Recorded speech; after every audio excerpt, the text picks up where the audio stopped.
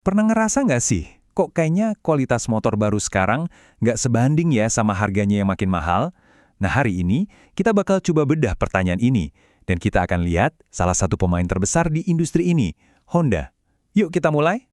Kita semua tahu kan, harga motor baru itu naik terus setiap tahun. Logikanya, harusnya kita dapat kualitas yang lebih oke dong. Tapi, apa benar gitu kenyataannya? Soalnya, fenomena bayar lebih mahal tapi dapatnya lebih sedikit ini kayaknya makin kerasa deh.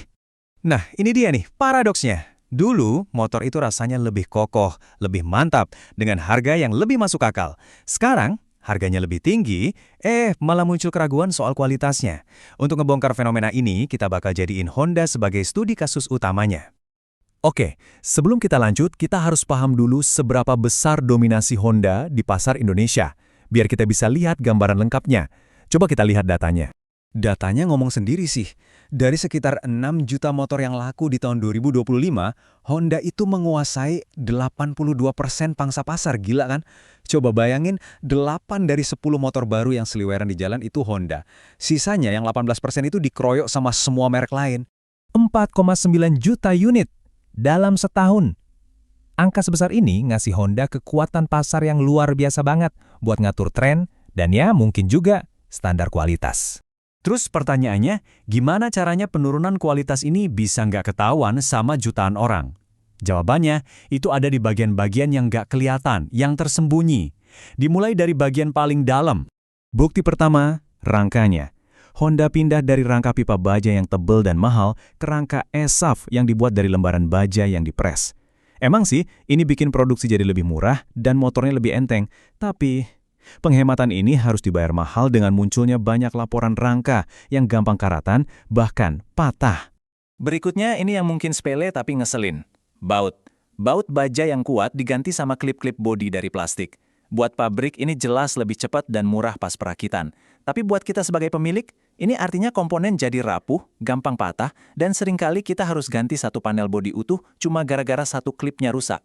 Dampaknya itu kerasa banget di dunia nyata. Sampai ada cerita kalau beberapa bengkel itu nolak servis motor kayak Honda Stylo, bahkan buat kerjaan simpel kayak bersihin throttle body. Kenapa? Ya karena mereka takut ngerusakin klip-klip plastiknya yang bejibun itu pas bongkar pasang. Dengerin kutipan ini. Secara harfiah, plastik tidak akan pernah bisa lebih kuat dari besi. Dalam kan? Kutipan ini ngebawa kita ke contoh ketiga, behel atau pegangan belakang. Di motor kayak Honda Beat, behel besi yang kokoh itu diganti sama bahan plastik.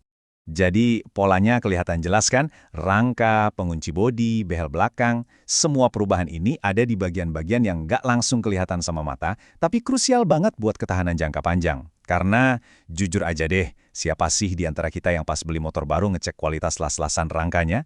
Jarang banget. Tapi tunggu dulu, apa ini murni karena pabrikan pengen untung gede doang?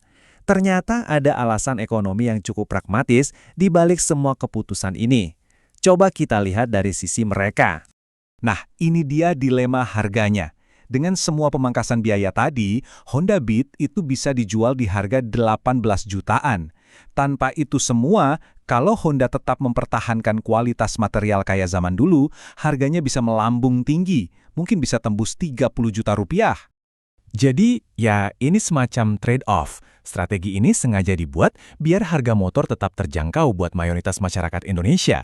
Yang kita tahu, kondisi ekonominya sensitif banget sama harga. Ini cara mereka buat ngejaga penjualan tetap tinggi. Oke, ini semua ngebawa kita ke pertanyaan terakhir dan paling penting. Terus, posisi kita sebagai konsumen ada di mana dalam semua ini? Ujung-ujungnya, kita dihadapkan pada pilihan yang fundamental. Mau motor dengan harga terjangkau yang bisa kita beli sekarang, tapi dengan kompromi di daya tahannya? Atau mau motor berkualitas super yang awet banget, tapi harganya mungkin di luar jangkauan kita?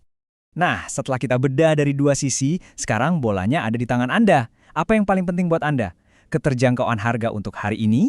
Atau ketahanan dan kualitas untuk jangka panjang? Pilihannya ada di tangan Anda masing-masing. Coba deh direnungkan.